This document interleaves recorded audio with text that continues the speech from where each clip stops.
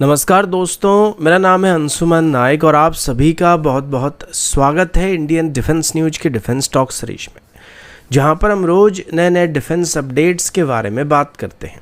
तो चलिए देर ना करते हुए आज की वीडियो शुरू करते हैं।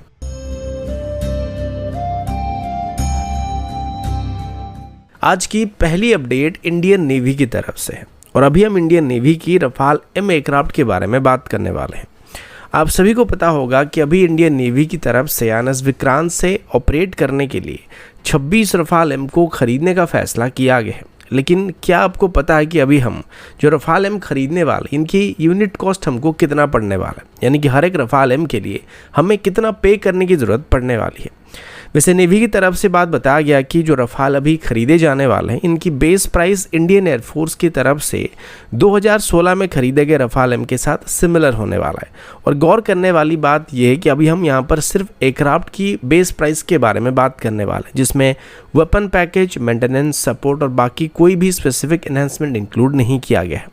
तो डिफेंस मिनिस्ट्री की तरफ से जो डाटा पब्लिक किया गया था उसमें बात बताया गया था कि 2016 में जो रफाल खरीदे गए थे उसमें हमें रफाल एम की जो बेस प्राइस था वो अप्रॉक्सीमेटली 686 करोड़ के आसपास की पड़ी थी, जो कि अप्रॉक्सीमेटली 91.7 मिलियन यूरो के आसपास की थी। और ये एक एवरेज कॉस्ट है, क्योंकि जो 36 रफाल हमने खरीदा था उसमें से 28 सिंगल सीटर वेरिएंट थे जिनकी यूनिट कॉस्ट हमको 681 करोड़ या अप्रॉक्सीमेटली 91.07 मिलियन यूरो के आसपास पड़े थे। और जो बाकी ट्विन सीटर वेरिएंट थे उनकी कॉस्ट हमें 703 करोड़ या अप्रॉक्सीमेटली 94 मिलियन यूरो के आसपास के पड़े। तो अभी हम एवरेज के तौर पर देखें तो ओवरऑल ये हमें 91.7 मिलियन यूरो के आसपास पड़ गए थे, यानी कि रफाल की बेस प्राइस को अभी हम उसी हिसाब से 91.7 मिलियन यूरो कंसीडर कर रहे हैं। तो अभी जब इंडियन नेवी की तरफ से रफाल एम को खरीदा जाने वाला है तो इस नए डील में भी इसकी जो बेस प्राइस होगा वो 91.7 मिलियन डॉलर को बेस करके तय किया जाएगा, यानी कि रफाल एम की यूनिट कॉस्ट हमें 91.7 मिलियन यूरो के आसपास पड़ने वाले। लेकिन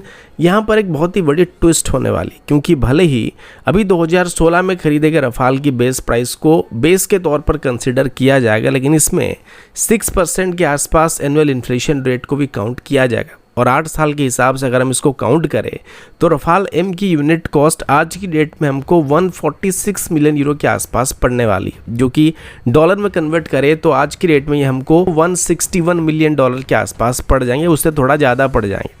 और अगेन ये सिर्फ एयरक्राफ्ट की कॉस्ट होने वाली, इसके बाद इंडिया स्पेसिफिक एनहांसमेंट, वेपन्स और बाकी लॉजिस्टिक भी शामिल है। लेकिन फ्लाईवे कॉस्ट के हिसाब से देखें तो अभी जो रफाल हम खरीदने वाले हैं ये हमें F-35 की फ्लाईवे कॉस्ट से भी महंगे पड़ने वाले, और ये आज तक इंडियन नेवी में इंडक्ट किए गए सबसे महंगे एयरक्राफ्ट भी होने वाले हैं।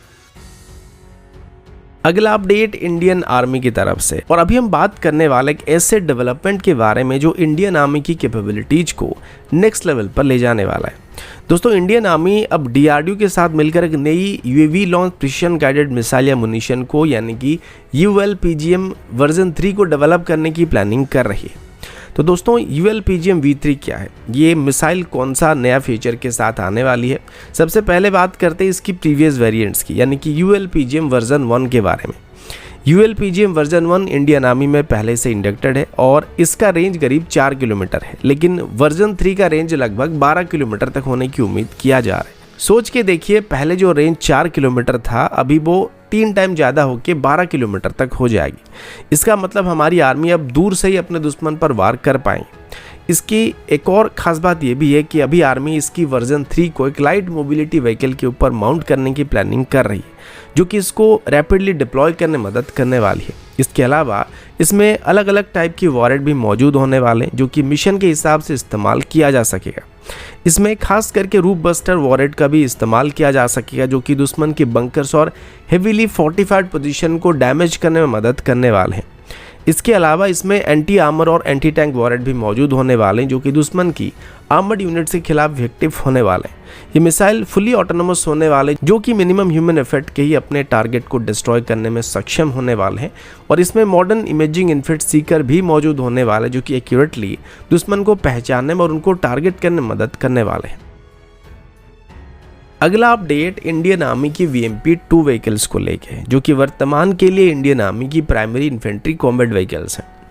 आर्मर्ड व्हीकल निगम लिमिटेड यानी कि AVNL की तरफ से अभी एक एक्सप्रेशन ऑफ इंटरेस्ट यानी कि EOI को इशू किया गया और ये expression of interest BMP-2 tracked vehicle के लिए 400 हॉर्स पावर की पावर पैक या इंजन को डिज़ाइन और डेवलप करने के लिए इशू किया गया है। तो चलिए इसे डिटेल में समझते हैं। BMP-2 एक इन्फेंट्री कॉम्बैट व्हीकल है जो इंडियन आर्मी में वाइडली इस्तेमाल किया जाता है। इसमें फ़िलहाल 285 हॉर्स पावर की डीजल इंजन का इस्तेमाल किया जा रहा है, लेकिन अब नई पावर पैक के साथ इस व्हीकल को अपग्रेड करने की बात चल रही है और ये अपग्रेड बहुत ही सिग्निफिकेंट होने वाला है, क्योंकि जो नई पावर पैक अभी डेवलप किया जाने वाला है वो 400 HP तक पावर को जनरेट कर पाएगा। मतलब हायर स्पीड, बेहतर एक्सेलरेशन और टफ टेरेन में भी इस व्हीकल को बेहतरीन मैन्युवरेबिलिटी प्रोवाइड कर पाएगा। सोच कर देखिए एक इन्फेंट्री कॉम्बैट व्हीकल जिस पे पहले 285 हॉर्स पावर के इंजन का इस्तेमाल किया जा रहा था, उसमें अगर अभी एक 400 HP के इंजन का इस्तेमाल किया जाएगा तो उसे कितना एक्स्ट्रा पावर मिलने वाला है, जो कि इसे हर टेरेन में, चाहे वो रॉकी हो, सैंडी हो या फिर मडी टेरेन हो, BMP-2 व्हीकल अभी उन सभी टेरेन में और भी अच्छे तरीके से मूव कर पाएगी। ये पावर अपग्रेड इंडियन आर्मी की ओवरऑल कॉम्बैट इफेक्टिवनेस को बूस्ट करेगा। अब बात करते हैं जो एक्सप्रेशन ऑफ इंटरेस्ट इशू किया गया था उसके बारे में। AVNL की तरफ से 7 अक्टूबर 2024 को इस नई एक्सप्रेशन ऑफ इंटरेस्ट को इशू करने का प्लान किया गया। जो कंपनीज इंटरेस्टेड होंगे वो अपने हिसाब से प्रपोजल को सबमिट कर सकते हैं। इस कॉन्ट्रैक्ट का ड्यूरेशन 5 साल का रहेगा और इस पीरियड में न्यू पावर पैक को डिजाइन, डेवलप और टेस्ट किया जाएगा। नई पावर पैक में सिर्फ पावर ही नहीं बल्कि और भी स्पेसिफिक फीचर इंक्लूड किए जाएंगे, जैसे कि ऑटोमेटिक ट्रांसमिशन सिस्टम, और इससे BMP-2 व्हीकल की ऑपरेशन काफ़ी सिंप्लीफाई किया जा सकेगा और क्रू के ऊपर जो वर्कलोड है उसको रिड्यूस किया जा सकेगा और ओवरऑल एफिशिएंसी यहाँ पे व्हीकल की बढ़ जाएगी। एक और खास फीचर है 3 स्टेज डस्ट फिल्ट्रेशन सिस्टम या एयर फिल्ट्रेशन सिस्टम, जो कि स्पेशली इंडियन डेजर्ट कंडीशन के लिए डिज़ाइन किया जा रहा है। मतलब BMP-2 व्हीकल का इंजन अभी पहले के मुकाबले बेहतर तरीके से डस्ट के एनवायरनमेंट में ऑपरेट कर पाएगा और स्मूथली ऑपरेट कर पाएगा। अगला अपडेट एमका की तरफ से, और अभी हम एमका में इस्तेमाल होने वाले एक स्पेसिफिक इक्विपमेंट के बारे में बात करने वाले हैं। तो अभी Bangalore based optics and allied engineering private limited यानी कि ऑप्टिका ने एक स्पेशल सफायर हाउसिंग केस को अनवील किया है, जो कि इलेक्ट्रो ऑप्टिकल टारगेटिंग सिस्टम के लिए डेवलप किया गया है या उसको होल्ड करने के लिए डिज़ाइन किया गया है और इसे एमका में इस्तेमाल किया जाएगा। सबसे पहले समझते हैं इलेक्ट्रो ऑप्टिकल टारगेटिंग सिस्टम्स क्या होते हैं।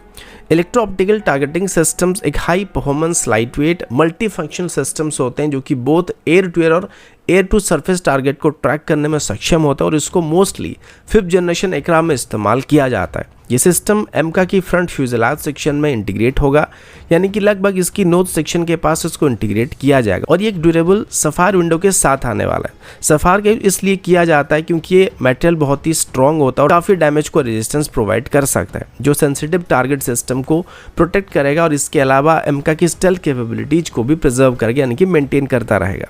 किसी भी 5th जनरेशन फाइटर जेट के लिए लो ड्रैग और स्टेल्थी प्रोफाइल मेंटेन करना बहुत ही ज़्यादा ज़रूरी होता है और सफायर हाउसिंग केस इसको काफ़ी एनहांस करता है। इलेक्ट्रो ऑप्टिकल टारगेटिंग सिस्टम का सबसे बड़ा एडवांटेज ये होता है कि एक पैसिव सेंसर होता है, मतलब अनलाइक रडार जो सिग्नल्स को एमिट करते हैं और इससे दुश्मन को एयरक्राफ्ट की पोजीशन के बारे में पता चल जाता है, लेकिन इलेक्ट्रो ऑप्टिकल टारगेटिंग सिस्टम अपना काम बिना किसी सिग्नल को एमिट किए करता है, जिस वजह से दुश्मन के रडार वार्निंग रिसीवर में कोई भी सिग्नल नहीं आता है और दुश्मन को हमारे बारे में कोई पता नहीं चलता कि हम उसको ट्रैक कर रहे हैं या फिर नहीं कर रहे। इसका मतलब एमका स्टेल्थ मिशन में अपनी प्रेजेंस को छुपा के दुश्मन को डिटेक्ट कर पाएगा, ट्रैक कर पाएगा और एंगेज हो पाएगा।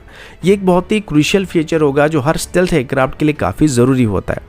आपने सुना होगा F-35, चाइना की J-20 और टर्की की कान जैसे एयरक्राफ्ट में भी इस तरीके की इलेक्ट्रो ऑप्टिकल टारगेटिंग सिस्टम को इस्तेमाल किया जाने वाला है। ये सिस्टम सुपीरियर सिचुएशनल अवेयरनेस को प्रोवाइड करते हैं और कॉम्बैट एंगेजमेंट को और भी स्मूथ और इफेक्टिव बनाते हैं। लेकिन एमका की जो इनिशियल डिज़ाइन को एरो इंडिया शो के दौरान या फिर डिफेंस एग्जीबिशन के दौरान दिखाया गया था और डिस्प्ले किया गया था, उसमें कहीं पर भी इलेक्ट्रो ऑप्टिकल टारगेटिंग सिस्टम को एमका के डिज़ाइन में इंटीग्रेट हुआ नहीं दिखाया गया था। लेकिन अब ये sapphire based electro optical targeting system एमका में इंटीग्रेट होने का उम्मीद किया जा रहा है, जो इंडिया को ग्लोबल फाइटर प्लेटफॉर्म के बराबर ले आएगा। अभी डिसीजन पेंडिंग है कि इलेक्ट्रो ऑप्टिकल टारगेटिंग सिस्टम अभी जिसको डिस्प्ले किया गया था, इसको इनिशियल एमका वेरिएंट में इस्तेमाल किया जाएगा, फिर इसको एमका की Mark II वेरिएंट के लिए प्रिजर्व करके रखा जाएगा। लेकिन चांसेस है कि ये सिस्टम फ्यूचर अपग्रेड्स में देखने को मिलने वाली है। तो दोस्तों अभी के लिए इतना ही, मिलता हूँ आपसे अगले वीडियो में, तब तक के लिए जय हिंद, वंदे मातरम।